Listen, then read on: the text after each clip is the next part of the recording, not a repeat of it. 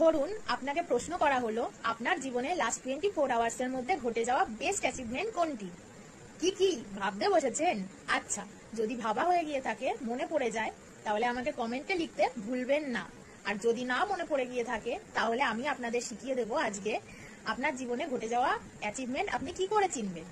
তাহলে আসুন আজ আপনাদের শেখাই নিজের অ্যাচিভমেন্ট নিজে কিভাবে চিনবেন। অ্যাচিভমেন্ট কি বলুন তো? অ্যাচিভমেন্ট হলো সেই কাজ যে কাজের পর নিজের মনের মধ্যে একটা সেন্স অফ হ্যাপিনেস কাজ করে, মানে আপনাদের আনন্দ দেয়। আর সেই আনন্দের মধ্যে আছে একটা গর্ববোধ। লাইফে হতাশা বা ডিপ্রেশন তখনই আসে যখন আপনার এই সেন্স অফ অ্যাচিভমেন্ট গুলো কাজ করে না, আপনি নিজের প্লাস পয়েন্ট চিনতে পারেন না, আপনার নিজেকে অন্যের থেকে ছোট মনে হয়, অর্থাৎ আপনি লুজার, আপনি আন্ডার কনফিডেন্সে ভোগেন, আপনার মধ্যে কনফিডেন্সের অভাব দেখা যায়।